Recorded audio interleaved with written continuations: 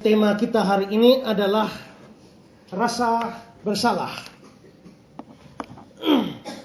Tidak ada teks yang saya ajak kita baca terlebih dahulu karena ini sifatnya topikal. Nanti sebentar saya akan menunjukkan ayat-ayat, tapi tidak ada ayat yang kita akan baca terlebih dahulu.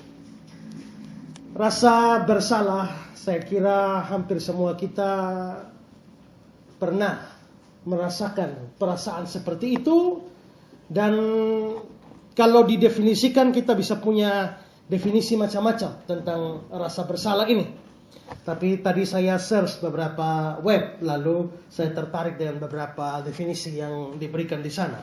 Karena itu dalam ini pertama kita bisa lihat soal poin pertama, apa itu rasa bersalah. Saya ketemu dengan beberapa definisi dari Baumeister. Dia bilang begini: rasa bersalah merupakan keadaan emosi negatif yang timbul ketika tingkah laku individu berselisih dengan standar tingkah laku yang seharusnya. Jadi standar tingkah laku yang seharusnya begini, ternyata yang tingkah laku satu individu tidak sama dengan standar itu, lalu menimbulkan satu emosi negatif. Ya, standarnya mestinya begini, kita lari miring. Nah, lalu ada perbedaan sehingga lalu menimbulkan emosi negatif. Lalu satu definisi lagi dari website Pelita Hidup, dibilang begini: rasa bersalah adalah sebuah perasaan yang tidak merasa bahagia, tidak merasa ada damai, dan tidak tentram. Perasaan yang buruk, salah, tidak berharga, merasa gagal, merasa malu, dan kalah karena sesuatu perbuatan yang telah dilakukan. Saya kira ini definisi cukup jelas. Pokoknya tidak ada damai, tidak ada sejahtera, tidak ada ketenangan, dan sebagainya. Nah, rasa bersalah, kalau kita belajar tentang psikologi maupun juga antropologi, maka antara jiwa dan tubuh itu ada kait-mengait yang sangat erat. Jadi kadang-kadang sesuatu yang terjadi pada tubuh itu mempengaruhi jiwa. Kadang-kadang sesuatu yang terjadi pada jiwa itu mempengaruhi tubuh. Ya, misalnya orang yang tiba-tiba marah, lalu itu kan dia tiba-tiba marah itu kan dalam jiwa. Tapi begitu dia marah, mata jadi merah. Ya kan? Berarti sesuatu yang terjadi dalam jiwa itu terpancar kepada fisik. Ya kan? Begitu dia tersinggung, tadi mukanya bulat, sekarang jadi pepaya. Ya kan? Artinya sesuatu yang terjadi dalam jiwa itu berdampak pada fisik. Orang yang tiba-tiba jatuh cinta, wajahnya, mukanya, matanya berbinar-binar. Berarti itu jatuh cinta terjadi pada jiwa. Tapi ternyata berefek pada fisik. Nah, itulah sebabnya kalau kita belajar orang yang suka simpan dendam, marah, dan lain sebagainya itu, ya kan, kadang-kadang bisa kena sakit mah dan sebagainya. Jadi orang yang sakit mah bisa jadi karena menyimpan amarah, tapi tidak selamanya orang mah karena simpan amarah. Ya kan, mesti jelas begitu ya. Jadi kadang-kadang ada pengaruh. Ya, ada pengaruh. Nah kalau ini rasa bersalah ini sesuatu yang terjadi dalam jiwa, dalam emosi kita, tidak menutup kemungkinan dia bukan hanya mempengaruhi jiwa, tapi juga mempengaruhi fisik. Coba lihat satu komentar, saya tidak tahu siapa penulisnya, tapi saya kira bagus ya. Bilang begini: orang yang tertindih rasa bersalah yang keliru ini seringkali diikuti oleh beberapa ciri yang rumit, seperti depresi yang dalam akibat terus-menerus menyalahkan diri sendiri, rasa letih dan sakit kepala yang kronis, atau penyakit lainnya. Penyangkalan diri ekstrim sampai ke bentuk penghukuman diri, merasa terus-menerus diawasi dan dikritik oleh orang lain, terus mengkritik dosa dan kekurangan orang lain, karena menanamkan sikap kalah, dia akan benar-benar tenggelam dalam dosa yang lebih dalam, supaya mengalami perasaan bersalah yang lebih hebat. Pokoknya tidak tenang. Ada satu ayat dalam Amsal yang menarik. Dalam Amsal 28 ayat 1 bilang begini: orang fasik lari walaupun tidak ada yang mengejar. Ya kan? Ya. Nah, kalau ada orang yang habis mencuri, begitu dia habis mencuri, lalu dia jalan dengan mobilnya, tiba-tiba ada mobil dari belakang yang ngebut juga. Dia pikir dia dikejar, ya kan? Padahal itu orang mungkin karena ya sakit perut buru-buru sampai rumah, ya kan? Tapi karena dia lihat ada mobil yang ngebut dari belakang, dia pikir ini pasti ngejar saya. Ya. Bisa terjadi seperti itu. Dan sebenarnya rasa bersalah ini di satu sisi bagus ya. Lebih baik berbuat salah terus rasa bersalah daripada sudah buat salah rasa benar. Ya kan? Nah, jadi sebenarnya rasa bersalah itu sesuatu yang baik di satu sisi. Dan Tuhan Yesus bilang datang dia cari orang yang bersalah, yang berdosa, bukan mencari orang yang tidak rasa salah, tidak rasa berdosa. Dalam Matius 9 ayat 13, aku datang bukan memanggil orang benar, melainkan orang berdosa. Orang benar di sini bukan betul-betul orang benar, orang berdosa yang tidak sadar dosa, dia kira dia benar. Nah, begitu. Jadi Yesus tidak mencari orang berdosa yang rasa diri benar. Dia datang cari orang berdosa yang rasa diri berdosa. Orang bersalah yang rasa diri bersalah. Kalau di sini begitu, maka pada satu titik rasa bersalah itu adalah sesuatu yang penting. Ini saya khotbah pendek-pendek saya. Nah, jadi itu pengertian dari rasa bersalah. Sekarang poin kedua adalah mengapa manusia bisa memiliki rasa bersalah? Kenapa kita ini setelah berbuat satu kesalahan atau berbuat satu pelanggaran, satu dosa, kita semacam ada satu perasaan tidak tenang, tidak tentram, tidak damai seperti yang dibilang dalam definisi tadi. Saya melihat bahwa ada 3 penyebab mengapa sampai ada rasa bersalah. Pertama adalah karena ada suara hati nurani di dalam manusia. Waktu Tuhan menciptakan kita, Tuhan menaruh sesuatu di dalam kita yang namanya hati nurani. Ya kan? Dalam bahasa Arabnya hati nur aini. Nur itu artinya cahaya. Jadi Tuhan taruh semacam cahaya di dalam kita. Dalam bahasa Yunaninya sunaidesis, artinya bicara bersama-sama. Jadi hati nurani itu Tuhan taruh semacam hukum di dalam hati kita. Kalau bangsa Israel misalnya ya, diberikan hukum tertulis, hukum Taurat. Maka ada jangan mencuri, jangan membunuh, jangan begini dan seterusnya. Kira-kira kalau bangsa non-Israel tidak dapat hukum jangan membunuh kan? Kalau Israel dapat 10 hukum, jangan membunuh. Waktu membunuh dia sadar, waduh saya berdosa. Tapi kalau orang non-Israel yang tidak dapat 10 hukum, waktu dia membunuh, dia rasa bersalah apa tidak? Waktu dia membunuh, habis bunuh tenang-tenang saja. Ya, tetap rasa. Walaupun dia tidak dapat hukum Taurat. Kenapa dia bisa rasa bersalah walaupun tidak ada hukum Taurat? Karena ada hati nurani. Hati nurani itu diberikan bukan hanya untuk orang Israel. Namanya manusia, mesti ada hati nurani. Karena itu hati nurani itu, biarpun hati nurani kita sudah tercemari dosa, tapi kita masih dalam standar tertentu, masih punya hati nurani. Nah, coba lihat Roma 2:15. Sebab dengan itu, mereka ini adalah orang-orang yang tidak punya hukum Taurat, menunjukkan bahwa isi hukum Taurat ada tertulis dalam hati mereka. Jadi kalau Israel hukum Tauratnya tertulis jelas dalam kitab Taurat mereka. Tapi orang non-Israel isi hukum Taurat tertulis di hati mereka. Terus dan suara hati mereka turut bersaksi dan pikiran mereka saling menuduh dan saling membela. Nah, untuk jelasnya saya kutip ayat ini dalam terjemahan Indonesia sehari-hari. Dia bilang begini. Kelakuan mereka menunjukkan bahwa apa yang diperintahkan oleh hukum itu tertulis di hati mereka. Hati nurani mereka membuktikan hal itu. Sebab mereka sendiri ada kalanya disalahkan dan ada kalanya dibenarkan oleh pikiran mereka. Jadi biarpun orang tidak punya hukum Taurat, tapi waktu dia berbuat membunuh, dia rasa tidak tenang. Dia pulang tidak bisa tidur dan sebagainya. Seperti ada sesuatu yang menuduh dia di sini. Apa itu? Nah ini hati nurani yang ada kalanya disalahkan, ada kalanya dibenarkan. Waktu dia berbuat sesuatu yang baik, habis tolong orang dia pulang lega. Habis nyolong barang orang, dia pulang rasa tidur tidak tenang. Tapi dia tidak pernah punya firman Tuhan. Dia tidak pernah punya hukum Taurat. Nah, itu karena hati nurani. Ya, hati nurani. Jadi, mengapa sampai ada rasa bersalah dalam diri manusia? Ketika dia berbuat salah, pertama, ada hati nurani. Ini berlaku untuk semua manusia. Kedua, khusus untuk orang-orang percaya, ya, dan bahkan juga boleh dibilang untuk semua orang, karena ada Roh Kudus. Ya. Yohanes 16 ayat 8. Ini salah satu pekerjaan Roh Kudus. Dan kalau ia datang, ia akan menginsafkan dunia akan dosa, kebenaran, dan penghakiman. Roh Kudus ini menginsafkan manusia akan dosa. Jadi, kalau orang berbuat dosa, lalu seperti tertegur secara khusus anak-anak Tuhan, ya kalau kita anak Tuhan yang benar, saya heran ya kalau berbuat dosa terus tidak rasa apa-apa. Ya.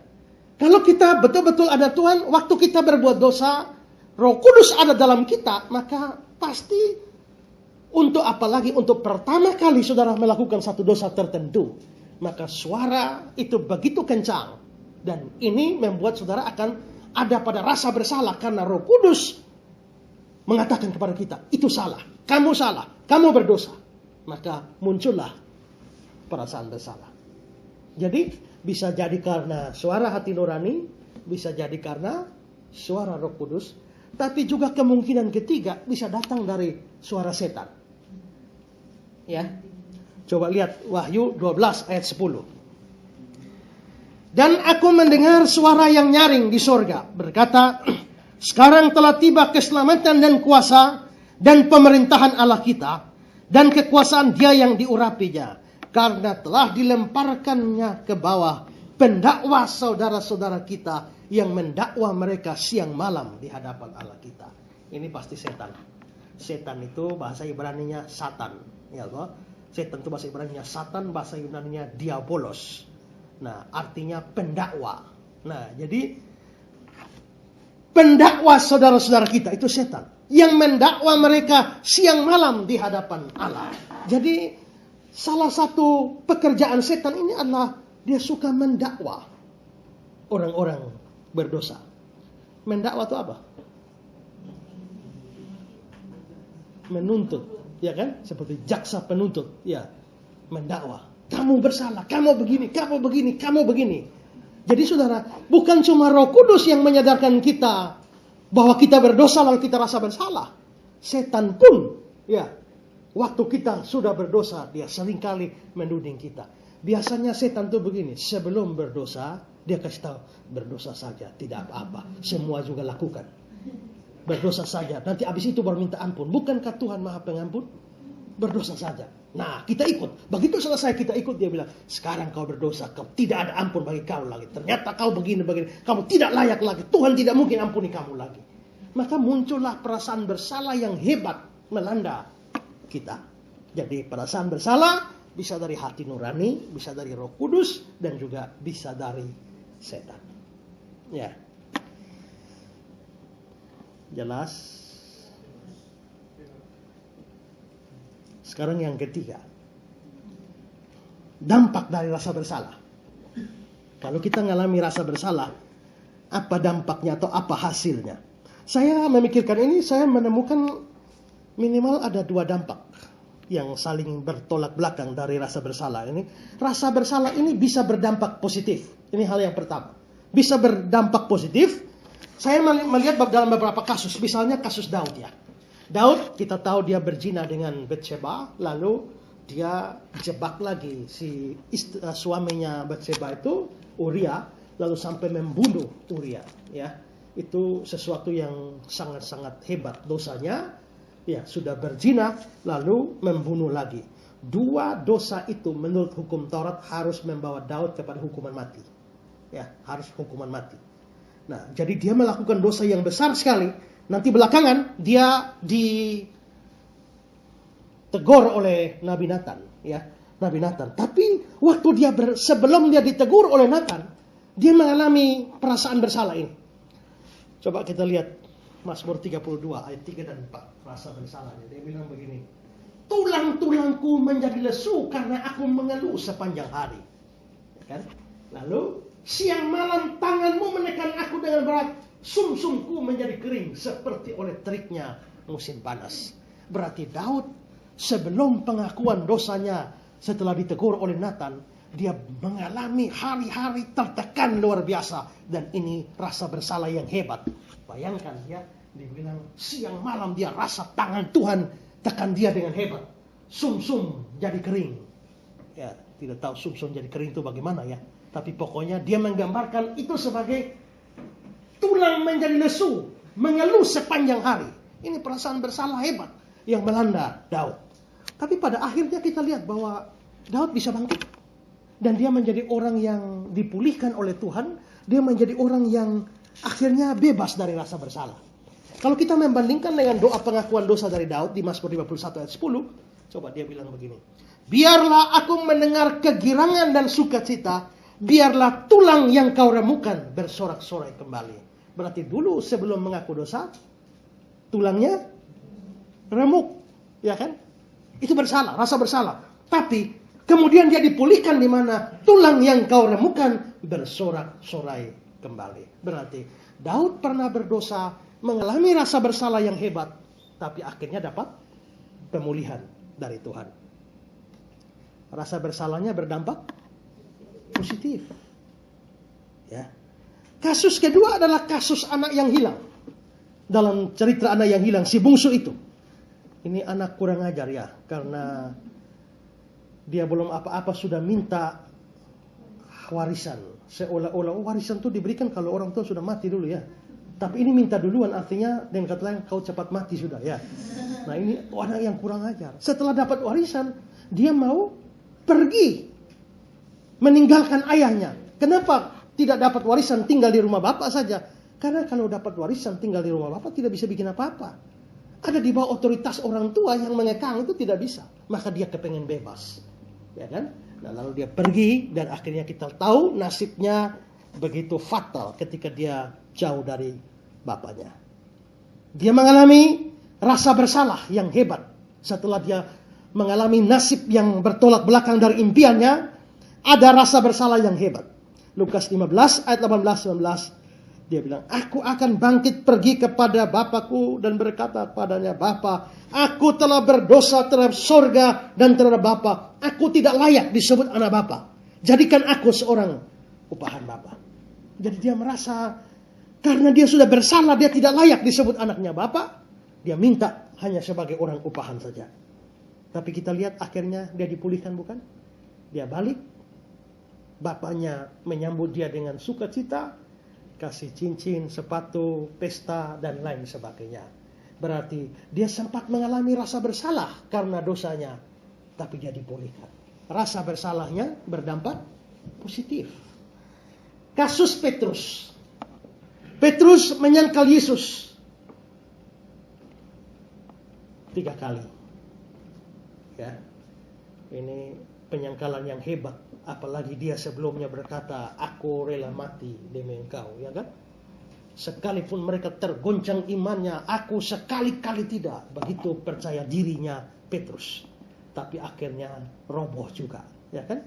Nah, pada waktu dia roboh, Matius 26 ayat 75, maka teringatlah Petrus akan apa yang dikatakan Yesus padanya, sebelum ayam berkokok, engkau telah menyangkal aku 3 kali. Lalu pergilah keluar dan menangis dengan sedihnya. Tidak dicatat secara eksplisit. Setelah itu Petrus keluar menangis, lalu menangis bagaimana? Saya tidak Alkitab tidak cerita ya. Tapi mungkin dia menangis meraung-raung dan hari-hari itu adalah hari penuh rasa bersalah. Kenapa?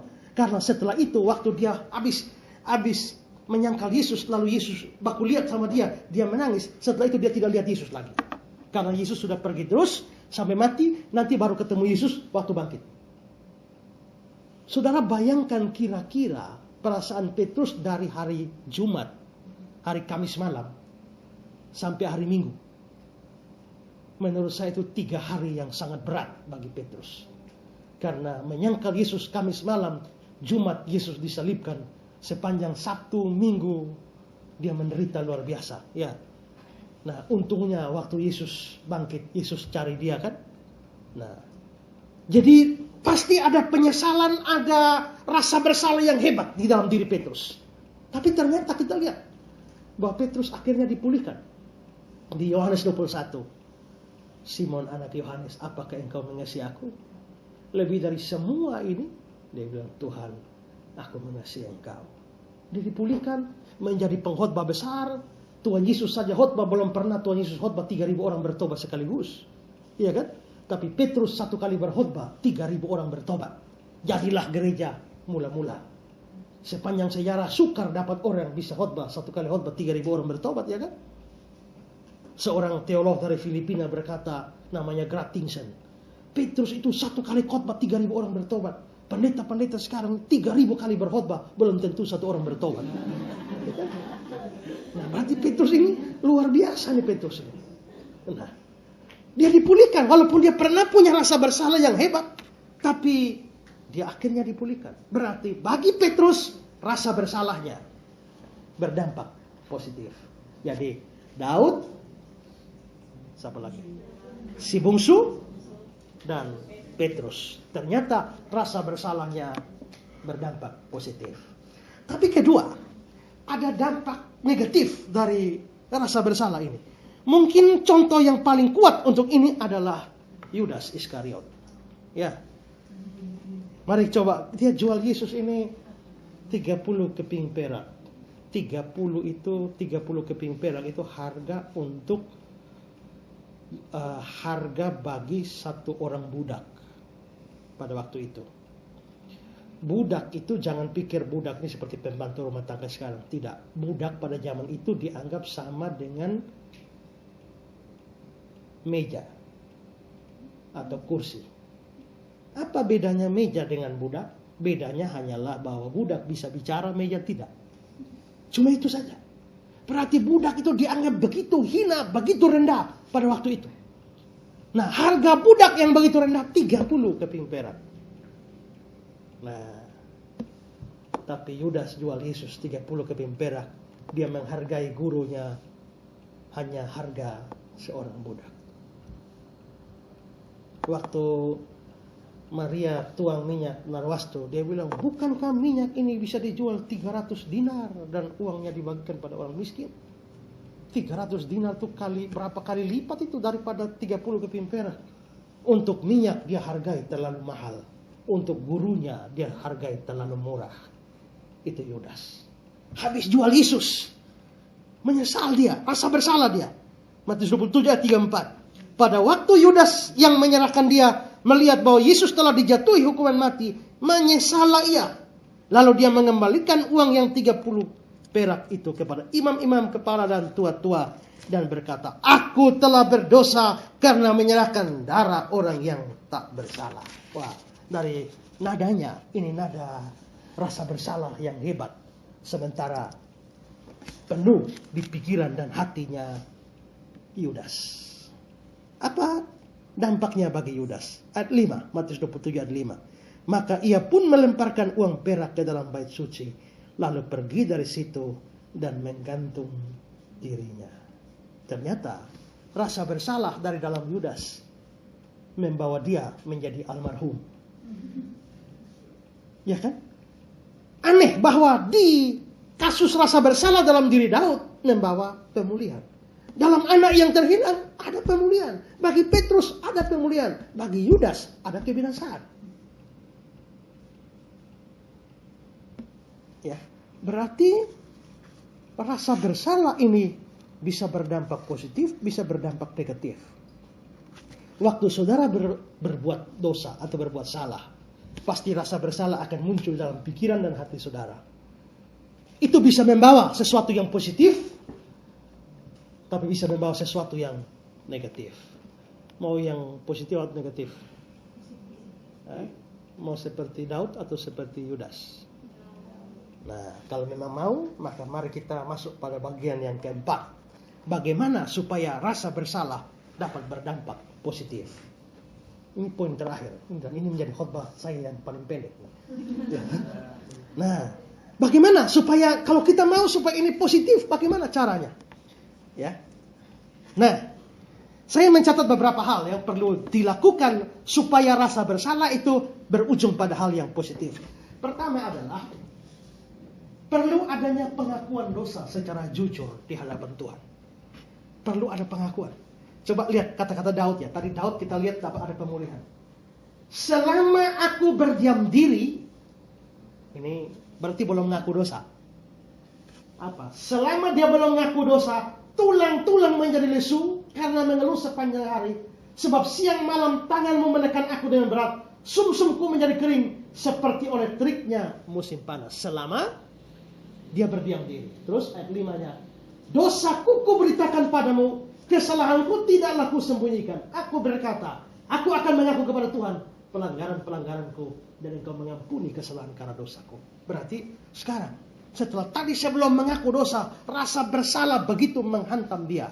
Tapi sekarang dia punya solusinya, yaitu dia mengaku dosa. Anak bungsu juga hal yang sama.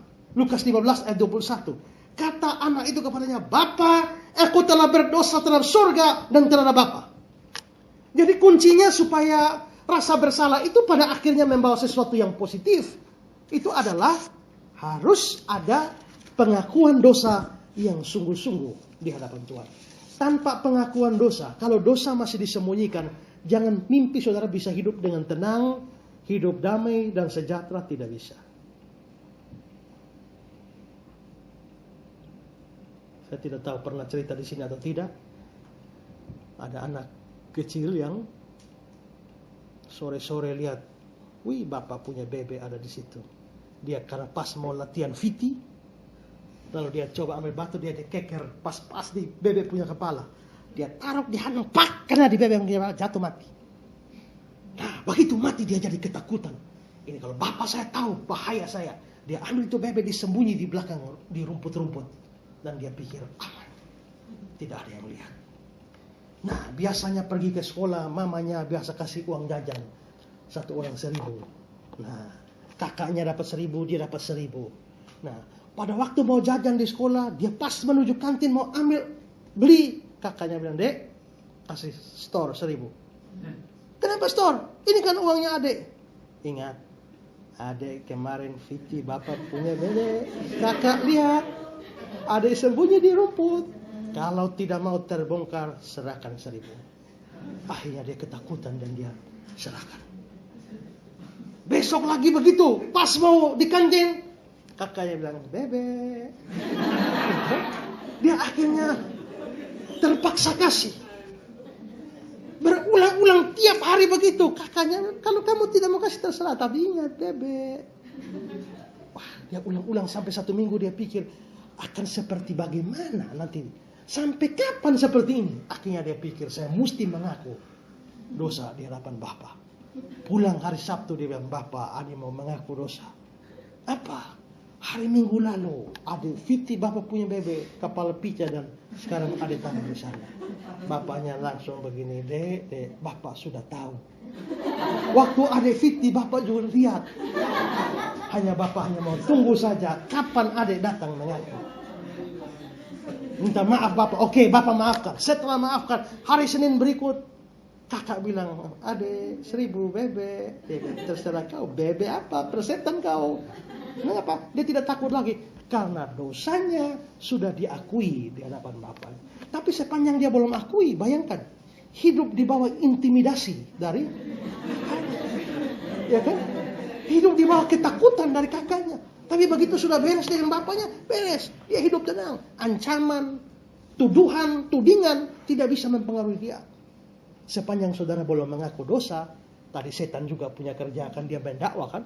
Sepanjang kita belum mengaku, dia dakwah kita terus, Tapi begitu kita sudah mengaku, dakwaan setan tidak punya dampak apa-apa lagi bagi kita. Jadi supaya rasa bersalah itu membawa sesuatu yang positif, mesti ada pengakuan yang sungguh-sungguh. Sekarang saya tanya, Yudas mengaku dosa atau tidak?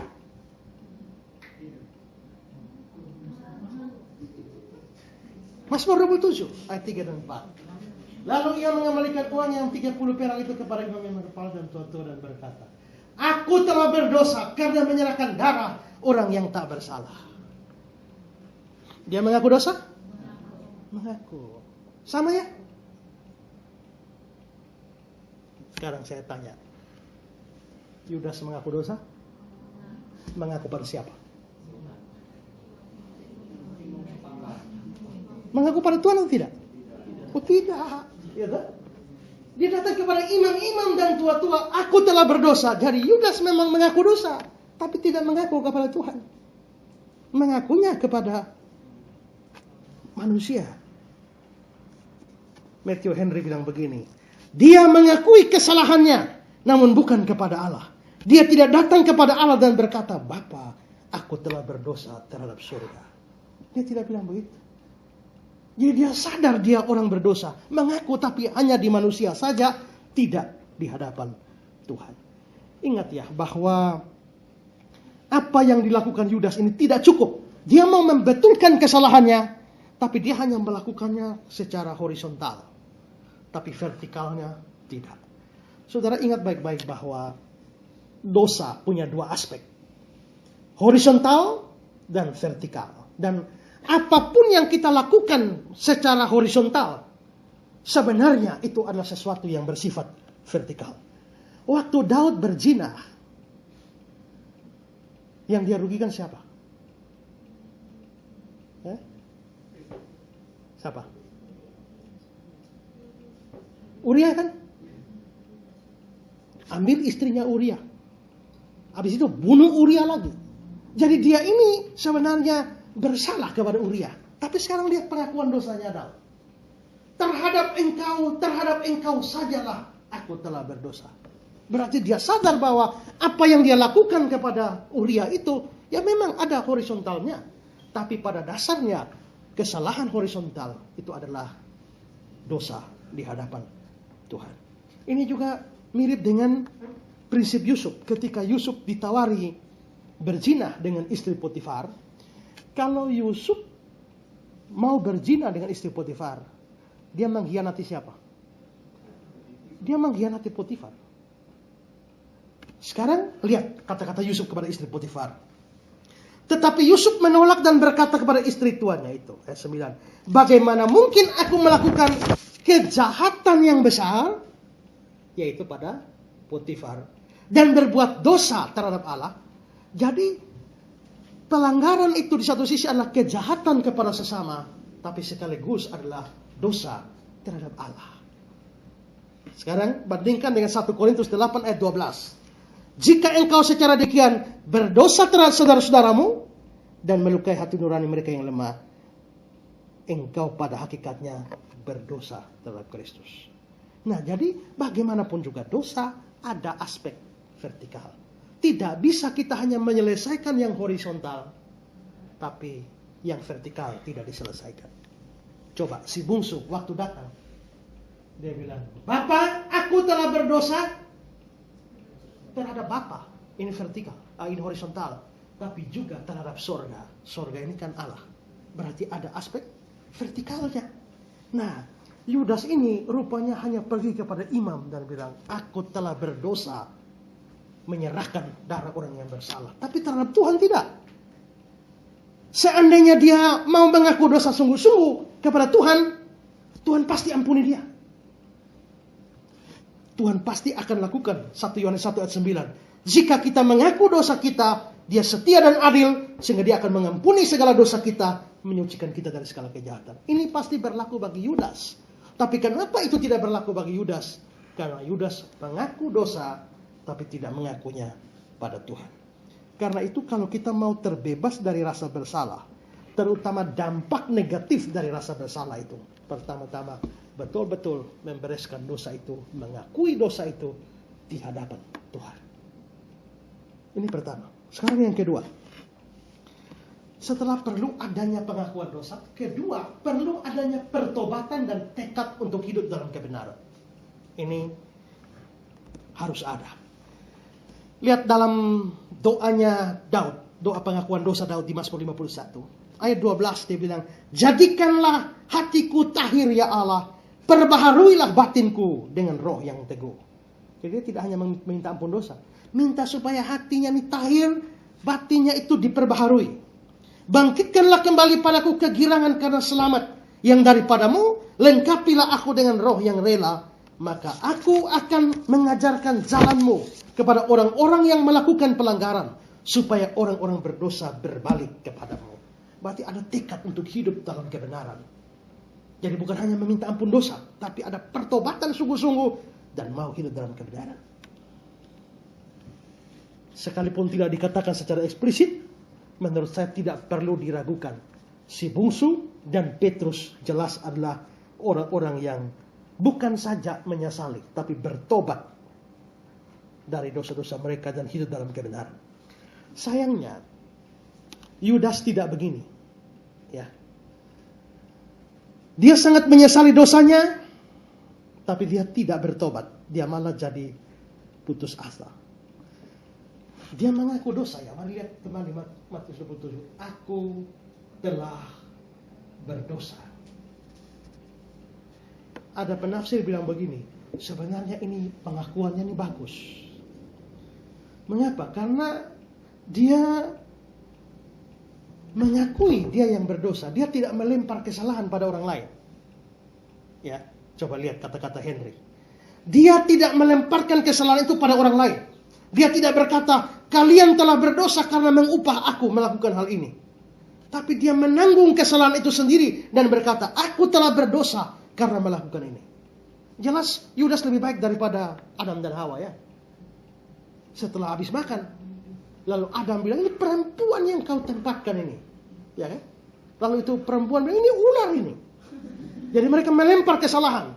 Tapi Yudas tidak lempar kesalahan pada imam-imam. Dia bilang, aku telah berdosa. Jadi dari sisi ini, pengakuan dosa Yudas bagus.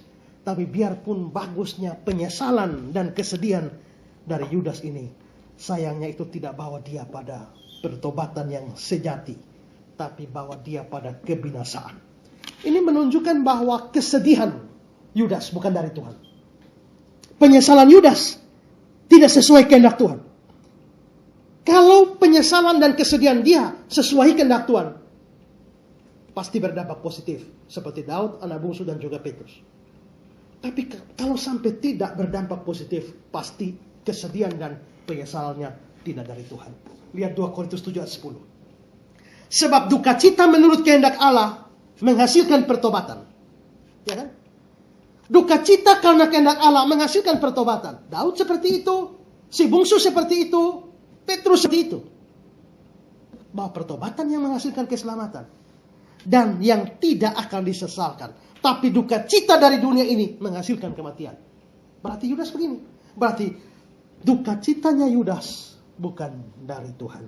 Yudas menyesal. Mengaku diri sebagai orang berdosa. Tapi dia tidak bertobat. Dan karenanya pengampunan tidak berlaku bagi dia. Alih-alih bertobat, dia malah putus asa dan bunuh dirinya. Kelihatannya Yudas begitu tertekan dengan rasa bersalah. Sampai akhirnya dia mungkin merasa bahwa dosa terlalu besar. Tidak layak diampuni. Dan dia putus asa memilih bunuh diri. Ini bahaya apabila kita sudah dikuasai oleh keputusasaan. Waktu kita putus asa, kita menjadi lupa bahwa betapa tingginya, betapa dalamnya, betapa lebarnya, betapa luasnya kasih dan pengampunan Tuhan. Tidak ada satu dosa pun yang terlalu besar yang tidak bisa diampuni oleh Tuhan. Henry bilang begini, baiklah bagi kita untuk berpikir betapa buruknya dosa kita itu. Tapi janganlah menyangka bahwa dosa itu tidak terampuni. Kita boleh berputus asa, tidak bisa menolong diri kita sendiri.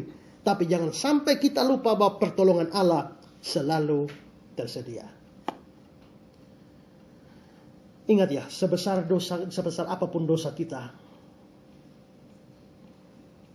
kecuali dosa menghujat roh, itu satu-satunya dosa yang tidak bisa diampuni. Tapi selain itu, sebesar apapun dosa kita, tersedia pengampunan dari Tuhan. Yesaya 1 ayat 18. Sekalipun dosamu merah seperti kirmisi, menjadi putih seperti salju. Sekalipun berwarna merah seperti kain kesumba, akan menjadi putih seperti bulu domba. Yesaya 44 ayat 22. Aku telah menghapus segala dosa pemberontakanmu, seperti kabut diterbangkan angin, dan segala dosamu seperti awan yang tertiup. Kembalilah kepadaku, sebab aku telah menebus engkau. Kalau Tuhan sudah mengampuni, kita baca di Alkitab itu ya, Tuhan melupakan dosa-dosa kita ya. Apa Tuhan bisa lupa? Bukan. Ini bukan lupa dalam pengertian hilang dari memori. Kalau Tuhan Maha tahu, dia tidak bisa lupa. Ya kan? Maksudnya adalah tidak memperhitungkan lagi. Kita mungkin tidak bisa lupa kesalahan orang pada kita ya. Tapi kita tidak memperhitungkan lagi. Dulu waktu Kak Esra pacaran dengan satu orang, saling mencintai, begitu dekat, satu hari dia datang bilang, Kak, beta hamil. Tapi bukan beta yang bikin. Itu orang lain yang bikin, ya kan? Nah, waduh, rasanya syukur sekali untuk menerima kenyataan. Kenapa dia pacaran dengan saya, hamil dari orang lain? Saya jadi marah. Kalau mau hamil bilang, saya juga bisa. Ya kan? Wah, itu susah dihilangkan. Itu peristiwa sudah bertahun-tahun lalu, tapi saya tidak bisa lupa. Tetap ada, tetap ingat. Tapi kalau hari ini ketemu orangnya, sudah tidak ada kebencian lagi. Artinya peristiwa itu tidak lupa, tidak dilupakan, tapi tidak diperhitungkan lagi. Tapi kalau sampai hari ini ketemu orang lama, baru dilihat dia di sana, baru ini ya, buang muka dan lain sebagainya, masih ingat, tiap kali ingat nama dia, sakitnya di sini, nah itu berarti masih diperhitungkan. Tuhan tidak bisa lupa dosa kita, dalam pengertian hilang dari memori. Tapi dia tidak lagi memperhitungkan dosa kita waktu kita sudah minta ampun. Jadi waktu kita minta ampun sekali, dia selesaikan semuanya. Ya. Ada cerita bilang waktu kita minta ampun dosa, Tuhan terima dosa-dosa kita semua isi di karung. Lalu Tuhan Allah naik perahu sampan, bawa ke laut, tenggelamkan di sana. Setelah Tuhan tenggelamkan, dia pulang dan dia lupa. Dia taruh, tidak lupa, dia taruh spanduk, dilarang memancing di sini. Artinya kalau Tuhan sudah ampuni, lu jangan korek-korek lagi. Ya kan? Tuhan saja tidak korek-korek lagi. Nah, kalau begitu, sebesar apapun rasa bersalah kita, karena dosa-dosa kita terlalu besar, jangan takut. Ada pengampunan dari Tuhan. Jangan pernah putus asa. Ada seorang dari Thailand. Dia kisahnya mirip dengan anak yang terhilang itu ya. Dia pergi, dia mabuk-mabukan, hidup sampai bapaknya marah, dia tinggalkan kampung halaman. Tinggalkan kampung halaman sampai di kota, dia begitu hidup dalam kebejatan, beritanya sampai pada bapaknya. Tapi satu hari dia bertobat. Waktu dia bertobat, dia mau pulang. Tapi dia ragu, apakah bapaknya mau sambut dia atau tidak. Dia mau pulang, tapi dia takut bapaknya usir dia. Akhirnya dia tulis surat lebih dulu. Dia bilang, Bapak, tanggal sekian, bulan sekian, tahun sekian, saya akan datang pulang ke rumah, naik kereta api nomor sekian. Saya akan pulang. Tapi saya tidak tahu Bapak mau mengampuni saya atau tidak. Tapi di muka rumah kita ada satu pohon cemara. Saya minta, dari jauh pohon cemara itu sudah kelihatan. Saya minta kalau Bapak ampuni saya, tolong gantung satu bendera putih. Kalau saya dari jauh lihat ada bendera putih tergantung, saya tahu Bapak ampuni saya dan saya akan turun. Tapi kalau tidak ada bendera putih yang berkibar, saya tidak akan turun lagi dan lanjutkan dengan kereta api ini. Terus berjalan. Sepanjang perjalanan dengan kereta api pulang, dia ketakutan apakah dia ada bendera putih atau tidak. Menjelang berapa kilo dari rumahnya, dia sudah ketakutan dan temannya tanya kenapa. Dia ceritakan. Dia bilang dia tidak sanggup untuk lihat kenyataan bahwa tidak ada bendera putih. Akhirnya dia minta temannya yang lihat saja. Dia tutup mata saja. Dan itu dia. Apakah ada bendera putih? Tidak ada. Tidak ada bendera yang tergantung di pohon cemara itu. Temannya bilang tidak ada. Dia makin ini. Pas di muka rumah dia bilang, coba kau buka mata dan lihat. Dia buka mata dan lihat. Memang tidak ada bendera putih. Tapi itu pohon cemara. Dari ujung atas sampai bawah. Bapak tua lingkar semua dengan kain putih. Artinya apa? Lu cuma minta bendera. Tapi Bapak bungkus semuanya. Artinya pengampunan besar bagimu. Jadi sebesar apapun dosa kita, pasti menimbulkan rasa bersalah yang besar. Tapi pada saat kita datang minta ampun pada Tuhan dan sungguh-sungguh ada pertobatan, tekad untuk hidup baru, percayalah bahwa Tuhan pasti mengampuni. Itu menolong kita supaya kita tidak jatuh pada keputusasaan seperti Yudas yang akhirnya berujung pada kebinasaan. Saya kutip kata-kata Pendeta Budi Asali. Dia bilang begini, kalau suatu hari saudara jatuh dalam dosa yang besar, janganlah putus asa atau bunuh diri seperti Yudas. Ingat bahwa di dalam Kristus selalu ada pengampunan, harapan, bahkan pembaharuan. Hal ini juga mengandung pesan bagi kita. Kalau ada masalah yang terlalu besar, rasa bersalah yang terlalu berat, jangan buang diri di jembatan Liliba. Ya, itu di jembatan Liliba itu sudah ada orang tulis-tulisan di pinggir itu, dilarang bunuh diri di tempat ini. Sebelumnya hanya bilang dilarang bunuh diri di tempat ini, tapi mungkin mereka pikir berarti di tempat lain boleh. Maka ditambah lagi tulisan dilarang bunuh diri di tempat ini maupun di tempat lain. Orang bunuh diri itu orang bodoh. Mengapa? Mengapa mereka bunuh diri? Karena terlalu berat beban hidup ini diakhiri di sini. Orang bunuh diri baru pintar kalau mati selesai semua. Tapi kalau mati tidak selesai, masih sambung, maka kau boleh lolos dari yang di sini, tapi tidak lolos di yang sana. Ya, karena itu maka apapun terjadi, jangan pernah putus asa. Masih ada Tuhan, masih ada harapan, masih ada pengampunan.